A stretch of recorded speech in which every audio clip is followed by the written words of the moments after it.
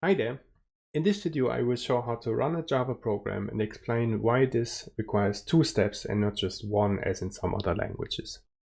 When we program, we give a computer a sequence of commands that will change its internal state.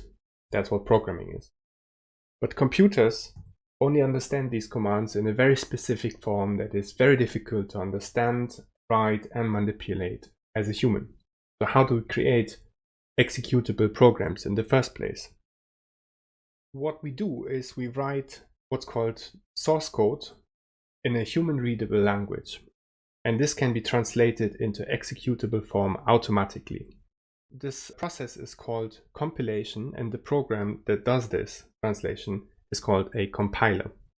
The whole process is you write a source code file, you compile it into binary code, and this gets executed by a computer as a program. But there's a different way to do that. Namely, instead of compiling the whole program all at once, some languages use what's called an interpreter to translate and execute one command at a time. These commands can be provided by a human directly or read one by one from a piece of source code as before. Let's compare the two approaches. A compiler translates source code into an executable binary code all at once, whereas an interpreter would translate and execute each command at a time. This means the compiler gets to see the whole program in advance and can do some analysis and optimization to make it faster. In comparison, the interpreter cannot see the whole program all in advance and therefore cannot do sophisticated static code analysis to make it faster before it gets executed. This means typically interpreted languages are slower, create slower programs. The compiler will create a binary which is specific to an architecture and operating system.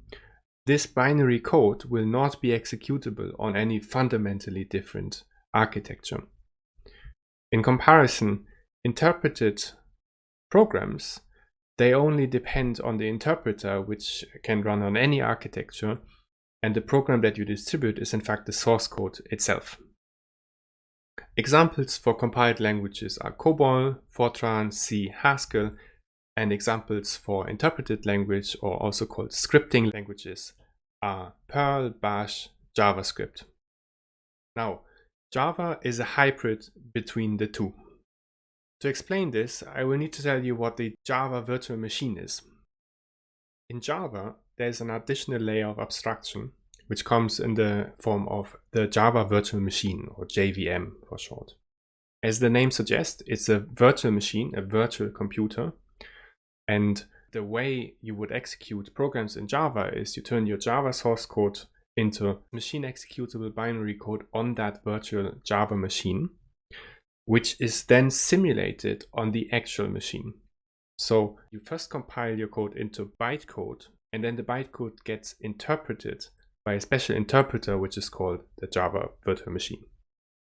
One bonus with this is you can not only compile Java code into bytecode, you can also compile any other language into Java bytecode. So there are some languages called Groovy, Jython, Kotlin, Clojure, which have a completely different syntax from Java, but they can be compiled to produce Java bytecode and to the virtual machine, to your computer that executes the virtual machine.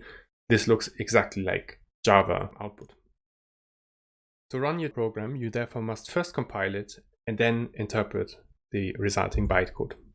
In Java, the previous picture looks like this. You write your source code, which is typically a text file that ends in .java to indicate it's a Java source code file. That gets compiled into Java virtual machine binary code. This typically ends up in a .class file. This will then be passed on to the interpreter, the Java virtual machine, which is itself executed on your computer. So this means you have the two steps to run your program. First, you compile your source code file. Say you have a source code file called hello.java, and it will be compiled using the command javac hello Java. Javac stands for the Java compiler. And this will create a bytecode file called hello.class. And in your second step, you will give this bytecode file to your Java virtual machine, which executes it, and that is done using the command java hello. Java is the interpreter and javac is the compiler. Let me quickly demonstrate how this looks on an actual computer. This is a simple terminal environment, and I'm in a directory that contains only one file, which is called hello.java, as before. Now, to compile it, we will do java the hello.java. Takes a while, and now as we can see, the directory contains two files, the original Java file and the compiled bytecode class file hello.class.